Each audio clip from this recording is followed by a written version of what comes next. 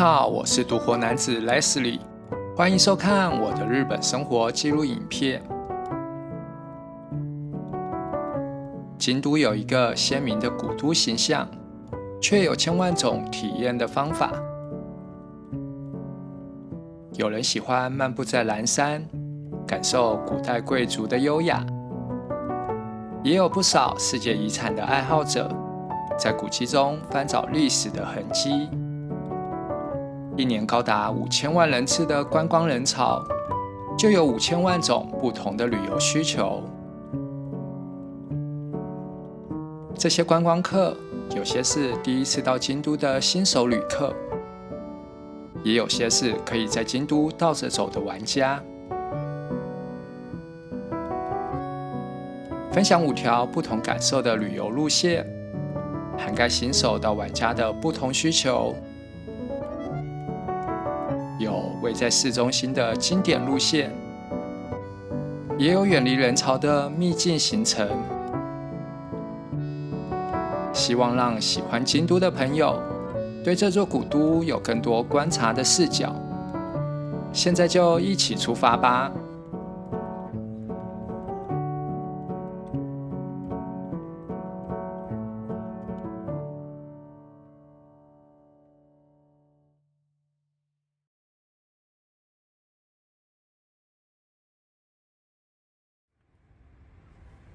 如果是第一次来京都，很多人都会想去平安神宫前的红色大鸟居看看。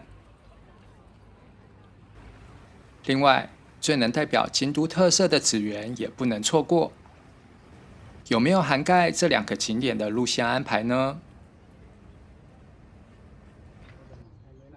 第一条推荐路线是针对京都新手旅客的禅意放松行程，用1天的时间，把热门的景点和幽静的禅意一网打尽，既满足了出访的需求，也能获得心灵的自由。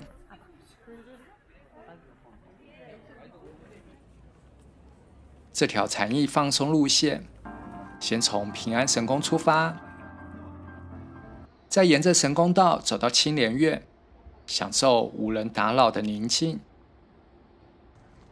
继续走到知恩院，除了宏伟的建筑值得一看，藏在深处的方丈庭园也有精致迷人的景色。灵验的八坂神社就在旁边，诚心参拜之后，到旁边的紫园吃个晚餐，结束轻松的一天。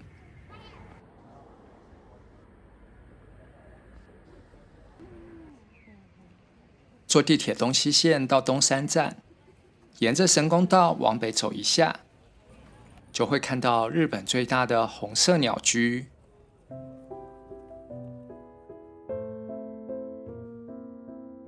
平安神宫建于1895年，在千年古都之中是非常年轻的神社，是为了纪念迁都1100年而建造的神社。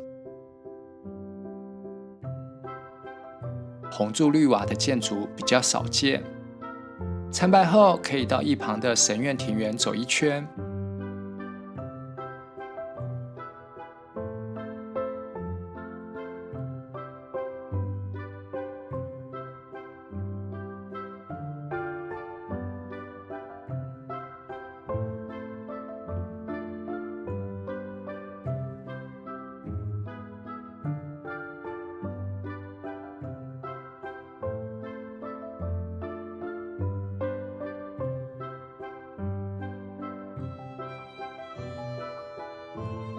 神院庭园围绕池塘进行布局，复古优美的桥梁横跨湖面，像是漂浮的建筑，沉稳又让人安心的画面，在热门景点中找到难得的宁静。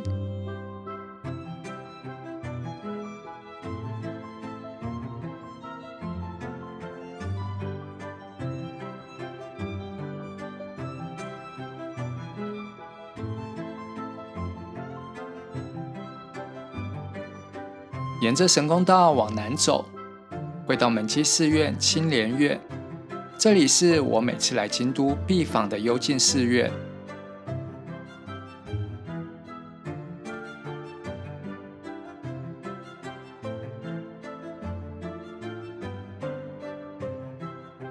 坐在华顶殿的原侧，看着香阿弥之庭发呆，是享受青年院最好的方式。庭园围绕龙兴祠而建，庭园的植栽会随着季节变换而有不同感受。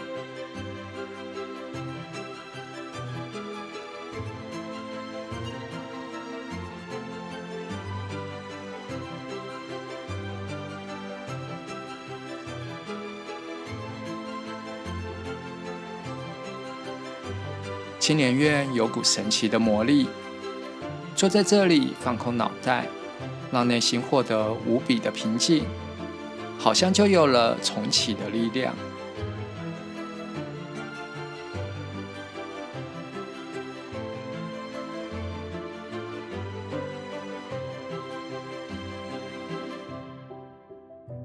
一旁有个高大3门的寺院，这里是净土宗总寺院的知恩院。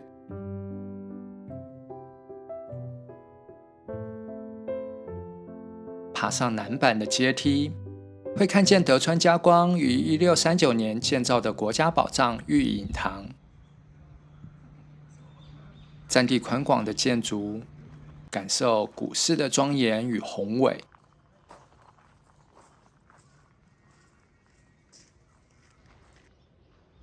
隐藏在玉隐堂后面，有个江户时代初期建造的方丈庭园。新字词、灯笼、石桥、小岛，透露一股协调与平衡的宁静。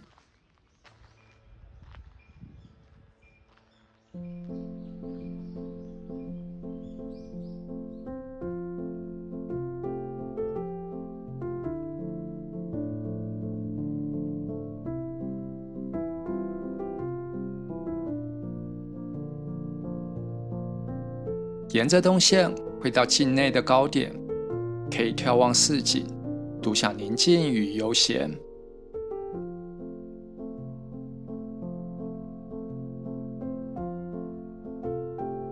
不过，这个庭园有一小段需要穿过墓园，如果有机会，请放弃这一段行程哦。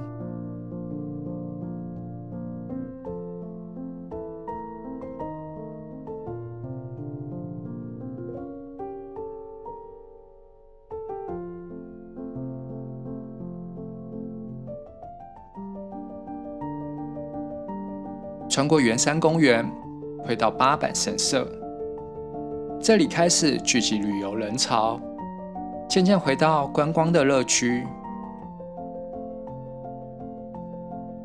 八坂神社创建于平安京迁都之前，守护当地免受疾病侵扰而受人民崇拜。位在京都的东面，是四神兽青龙的守护地。主殿是国宝，境内也多有重要文化财的建筑。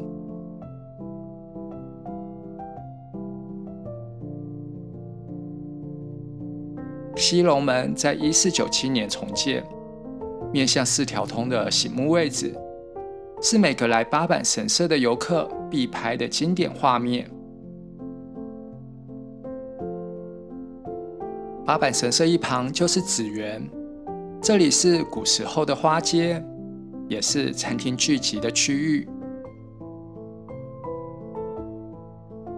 如果有看过《五季家的料理人》这部影集，可以走到城市神社这里朝圣一下。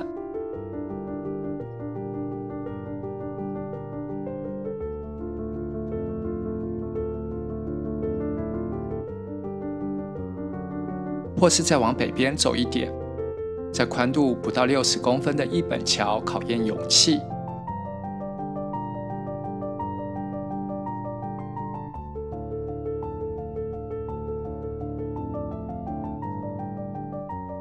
沿着白川有很多餐厅，高级或平价，和风或洋式，肉类或素食，在这里吃一顿晚餐，结束禅意又放松的一天。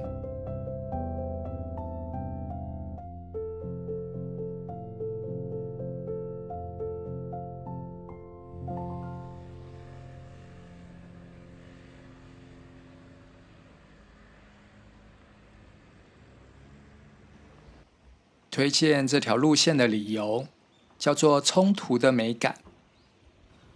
参观过大众印象中的京都，满足了出访旅人的想象，同时在人少的清幽环境中放松身心，体验禅意的心境。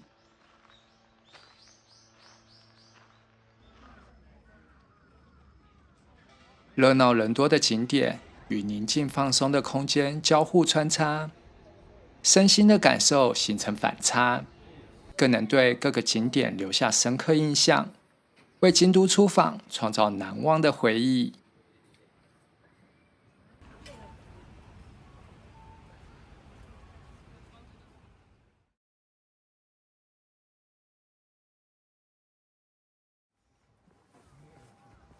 如果是秋天第一次来京都，经典的古迹建筑被红叶包围的画面，是很多人追逐的梦幻场景。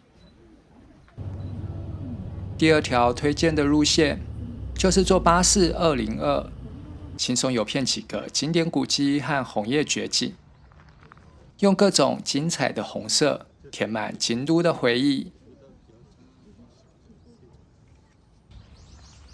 这条红叶经典路线会先到东寺欣赏日本最高的五重塔，再到有红叶之王头衔的东福寺，感受如海一般的红色震撼，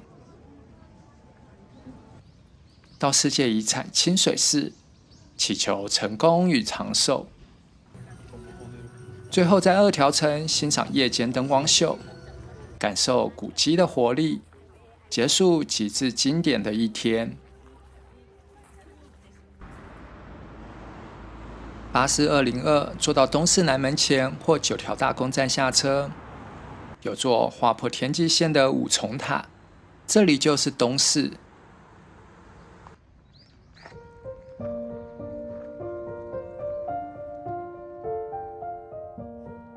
东寺的全名是教王护国寺，建于西元796年，是平安时代的重要遗产。五重塔高55公尺，是日本最高的木造塔。远看优美，近看震撼，超越宗教的意涵，给人一种安定的力量。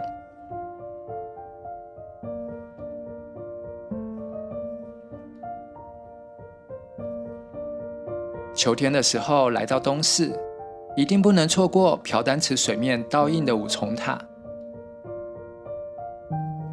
加上枫叶的多层次色彩，是一生一定要看一次的京都美景。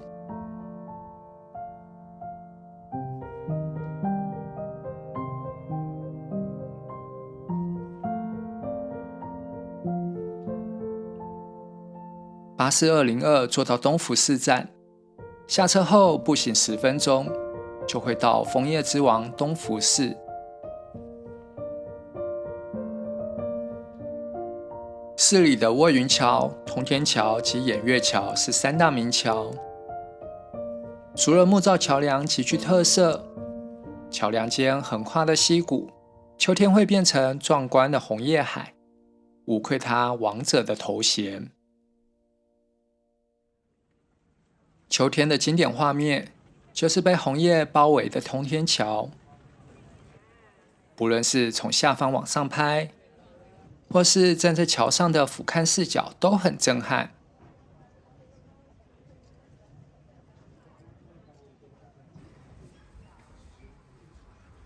除了红叶，这里的国宝古迹建筑和方丈庭园也值得一看，是一段兼具视觉震撼和内心平静的旅程。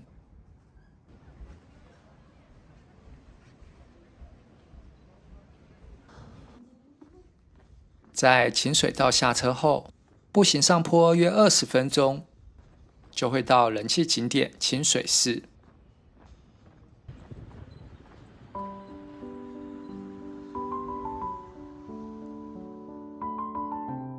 清水寺全名鹰羽山清水寺，正殿完全不用钉子建造，是日本木工技艺的奇迹。而而前方的清水舞台提供了无障碍的视野，为此吸引了络绎不绝的参观人潮。阿弥陀堂是欣赏清水寺的最佳视野。秋天的清水寺被红叶包围，像是火烧一样的壮观。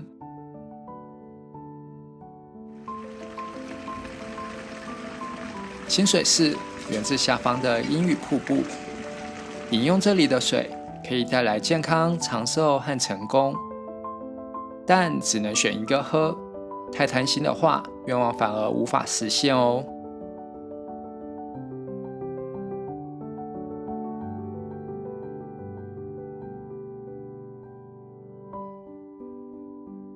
公车坐到觉川丸太町站，下车后步行8分钟，就会到世界遗产二条城。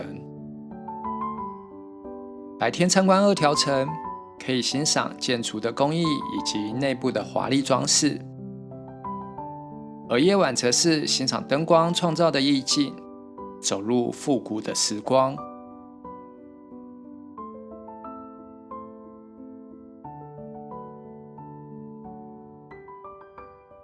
二条城在春季和秋季有夜间点灯特别活动，满是历史痕迹的建筑和城墙，搭配深色光影，变成现代感十足的视觉刺激。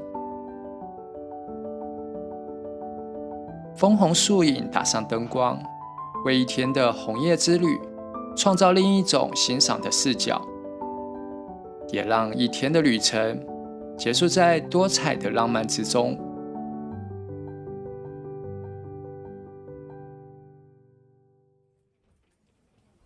推荐这条路线的理由叫做极致的经典。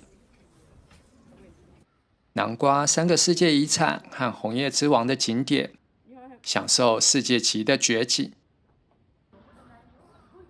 京都的经典建筑在红叶季总是人潮满满，既然无法避免拥挤，那就用聪明的方式安排行程，在最有效率的条件下，把红色的美景烙印在脑海里。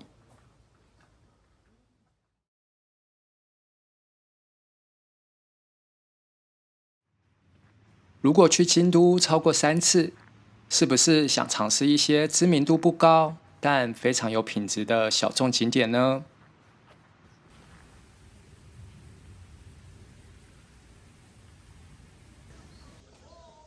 第3条分享的路线会涵盖近年串起的人气景点3000院，并以此为核心辐射周围的景点，串成一条幽静的一日散策路线。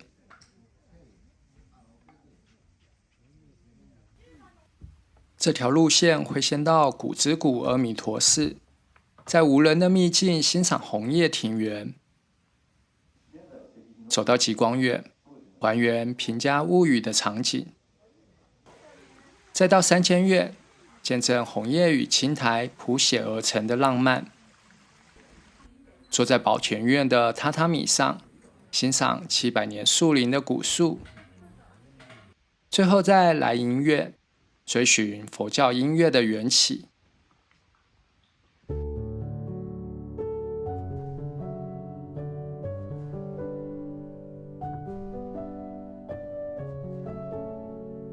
藏身在洛北深山的古之谷阿弥陀寺，是一间与皇室有关联的秘境寺院。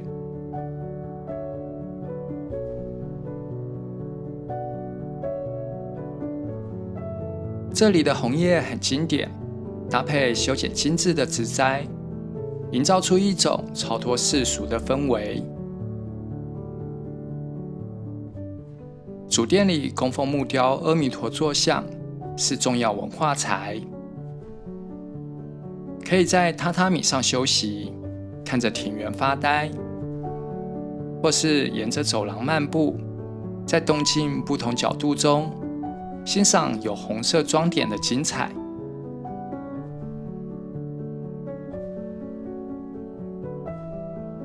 沿着小溪走40分钟，会到极光院。沿途几乎没有人或车，但路况很好，非常适合用散步的方式享受这一区的宁静。极光院是天台宗的尼姑庵，西元594年，圣德太子为父亲祈福所建。本堂前的小庭园也出现在《平家物语》中，有千年小松、长满青苔的石头，以及清澈见底的池塘。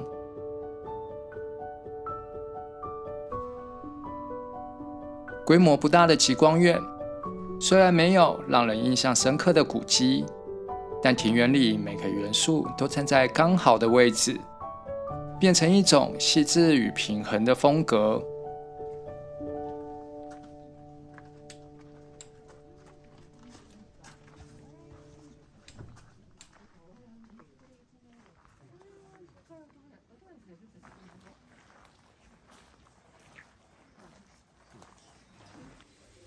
到了3000院，可以先坐在原侧，一边欣赏庭园，一边享用日式的点心。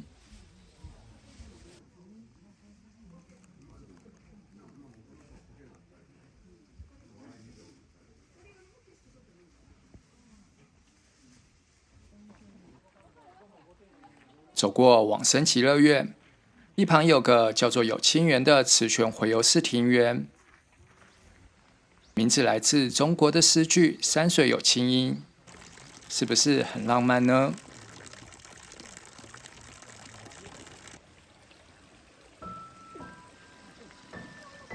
往境内深处走，地势越来越高，美景也越叠越多层，终于变成一幅厚重的油墨画。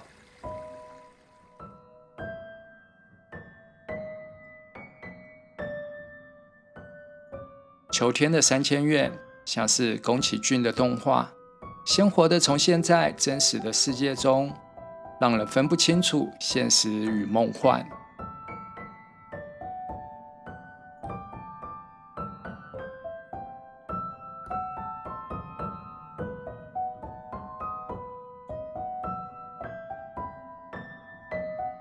一旁的宝泉院有好几个庭园，带着美学的触角，好好品尝这里的风景。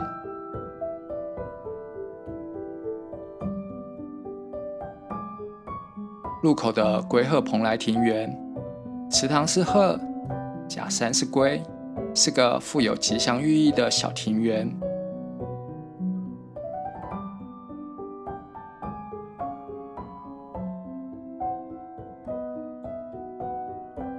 客店前的盘桓园有棵700年树龄的五叶松，是京都3大名松之一。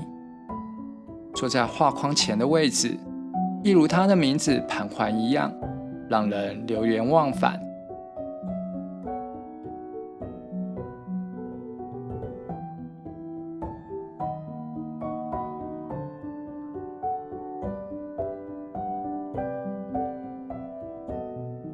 走出3000院前的参道，往左手边山里的方向走，会到秘境寺院来迎院。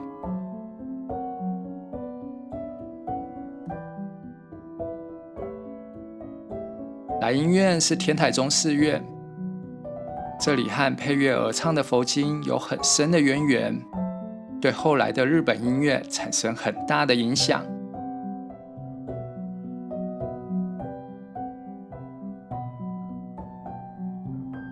钟楼的范钟是重要文化财，1533年重建的本堂供奉着国家文化财的如来木雕。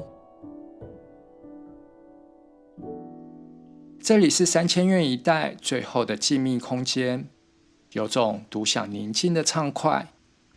自我内心对话之余，作为一日行程的最后一站，杂念也都清空了。推荐这条路线的理由叫做独走的浪漫，用小路串联的景点，走在其中像是一种修行，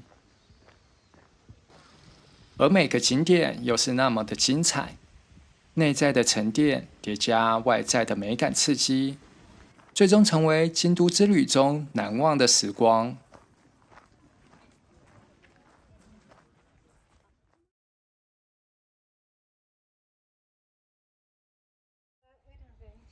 需要透过预约才能参观的景点，往往代表严格的控管背后，有个高品质而且备受呵护的美景。第4条分享的路线包含2个需要预约的景点，虽然安排的难度倍增，但在参观结束后，一定会化为赞叹的掌声。这条路线要预约9点的桂离宫，进行1个小时的庭园导览。预约11点的西方寺，参观由120种青苔铺满的庭园。接着在竹林包围的地藏院，看着珠穆窗参悟人生。在本部咖啡休息一下，最后到松尾大社喝一口祈求长寿的灵泉。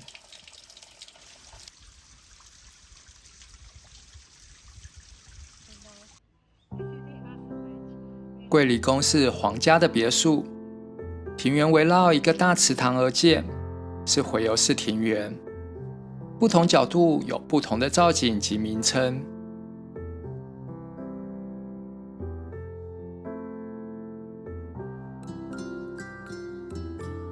松琴亭是茅草屋顶结构的茶室，从东西北3个方向看，各有不同的意境。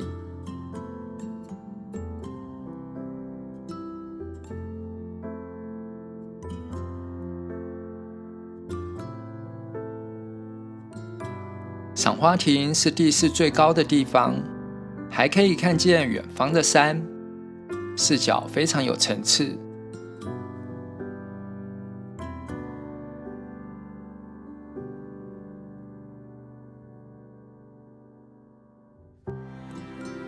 中央的建筑群是书院，彼此相连呈燕状排列，内部是高超的建筑技法，典雅的庭园搭配精致的建筑，1个小时的导览参观，结束时真的有种意犹未尽的遗憾。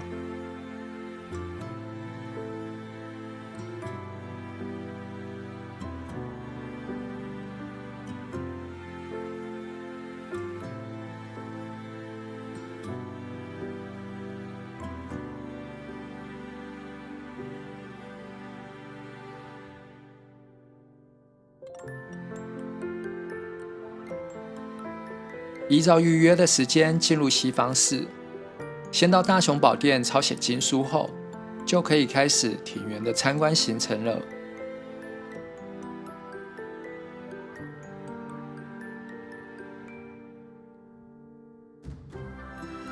西方寺的庭园被形容为音调和灵感的庭园，在整片鲜绿色的环境中，静下心来面对自己，才有前进的力量。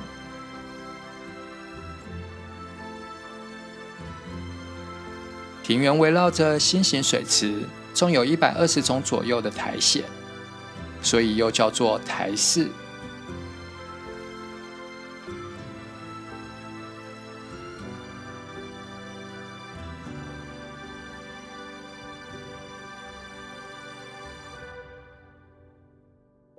很多名人都曾在这里受到启发，被称为灵感的泉源，看来非常的贴切。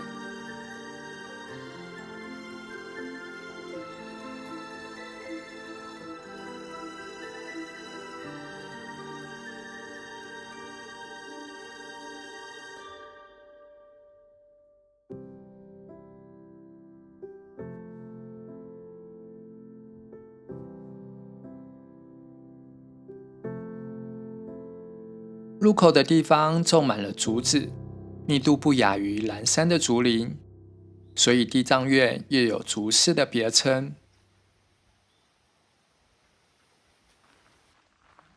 走到深处的方丈庭园，这里是平亭寺枯山水庭园，也是京都的登入名胜。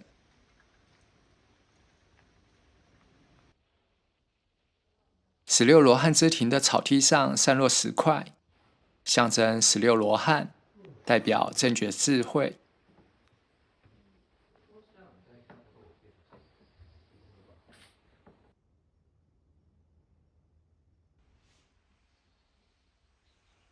看着小小的竹木窗发呆，空间里只剩微风吹过树梢的声音。愉悦的感受，就像窗户映照的心形一样幸福。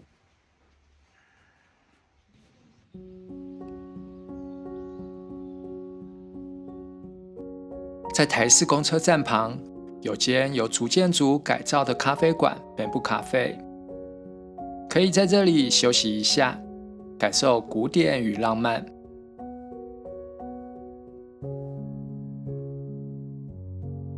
虽然是和洋混合的改造风格，却在古老与时尚中找到最佳平衡点。坐在木室的空间喝杯饮料，心情一下子就放松了。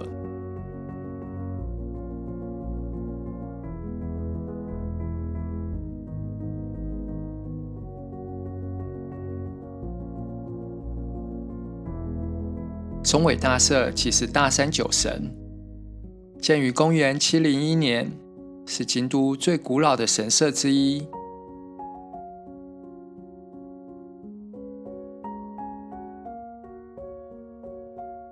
这里供奉酿造主神，是酿酒、卖酒、爱喝酒的人不能错过的神社。进入楼门的左手边，可以看见一整排的酒造。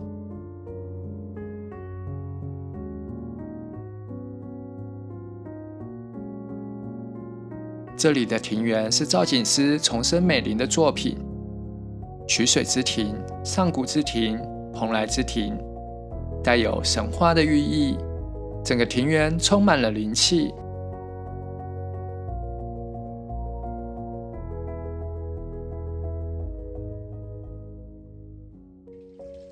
庭园深处的龟井有延长寿命的神泉，在这里听听瀑布流水，心情都变得平静了。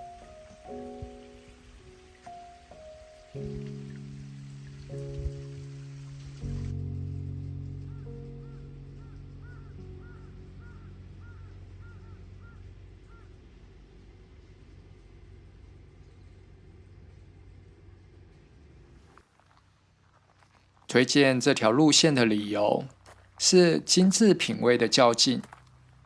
桂离宫、西方寺、地藏院、松尾大社4个景点都有庭园造景，虽然风格南辕北辙，但在追逐品质上却是相同的最高标准。如果玩遍了京都市区内的景点，那就试试这条高品质的路线吧。除了可以远离人潮，还能让视觉不停接收刺激，满足对美感的要求。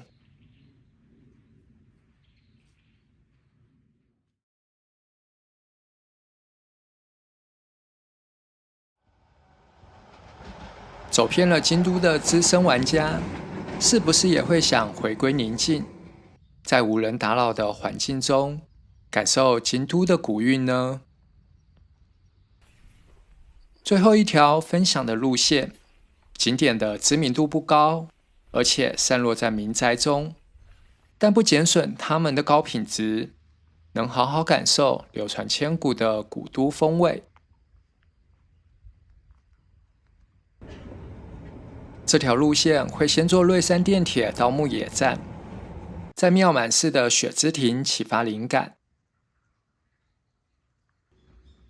再走到石像院，透过地板反射的光与影，顿悟生命的美好。在一旁的岩仓巨士旧宅中，追寻历史的足迹。在三民院的宝塔上，俯视洛北民宅的宁静。最后，坐在莲华寺的书院欣赏庭园，身心都到达极致的放松。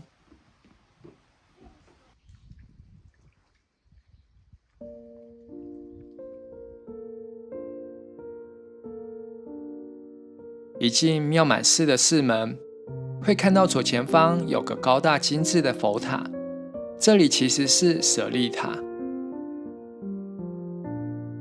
站在本殿的正面向前看，近景的参道和远景的比瑞山，加上红叶的点缀，构成一幅极好看的画面。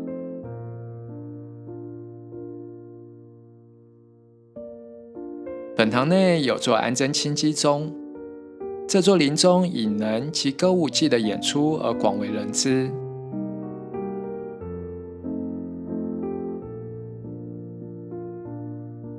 藏在书院里的雪之亭，是个没人打扰的好地方。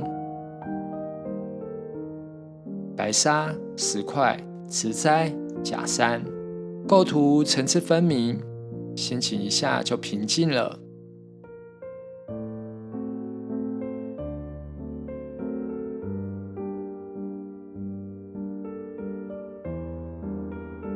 石像院是一座门基寺院，由皇室后裔担任住持的高级寺院。前方的枯山水石亭非常写意，借景后方的山，成为一幅层次分明的画作。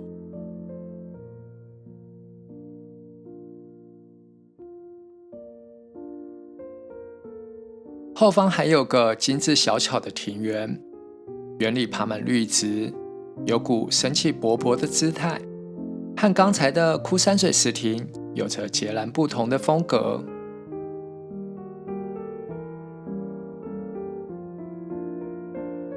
这里最有名的是床绿景观，阳光透过庭园的植物，投射在木头地板上，形成美丽的光影效果，带来无比的宁静和舒适感。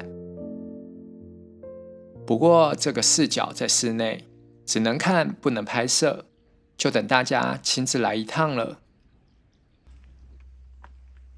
石像院一旁的延昌巨士旧宅，是历史迷不能错过的地方。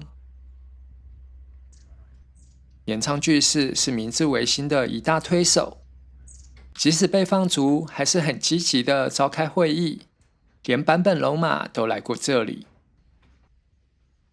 这座旧宅融合了江户时代的传统和维新时代的特征。宁静的老宅，浓浓的诗意，勾起对单纯生活的想象，也多了一分向往与期待。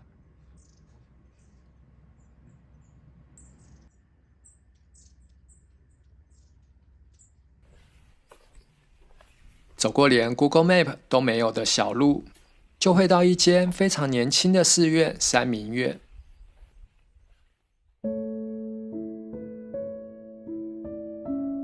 寺院里虽然没有什么厉害的历史古迹或文物，但无人打扰的宁静以及提早变色的秋叶，是个能放松身心的秘境空间。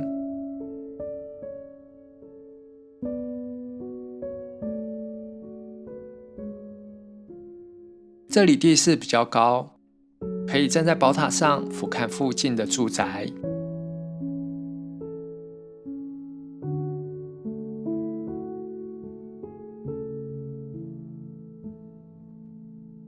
这里是个红宝石般的秘境，停留片刻就能独享洛北的宁静，在市井气息中获得生活的动力。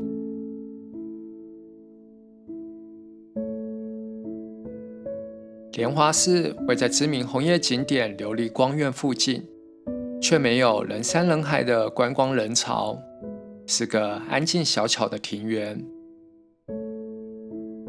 可以坐在书院的榻榻米上，看着水池放空，非常适合一个人静静的待着，身心都好好休息一下。以水池为中心，搭配树丛、石雕假山、矮篱，从不同角度看，都会有不同的禅意感受。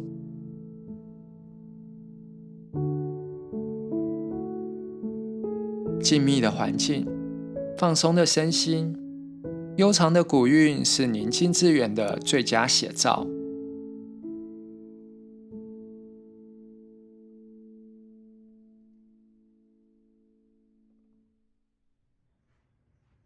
推荐这条路线的理由，叫做慢活的秘境。在几乎无人打扰的环境中，可以尽情欣赏精致的景色，静下心来就能看见内在的想念与渴望。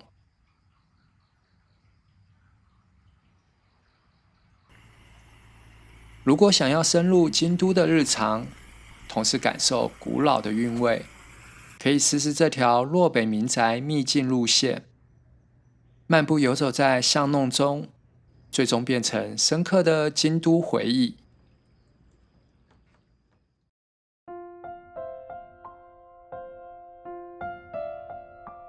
有人问我有没有什么京都经典路线，只要去一次就能感受这座古都的所有内涵呢？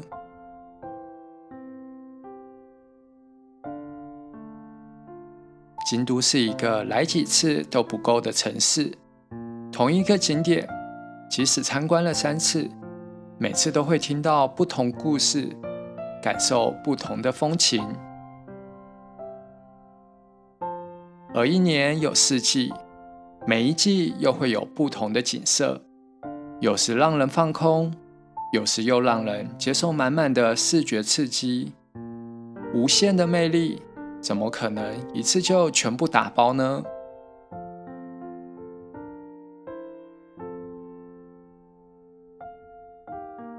如果你也喜欢京都旅游，欢迎订阅我的频道，跟我一起见识这座城市的深度，在古韵中找到属于自己的京都体验方式。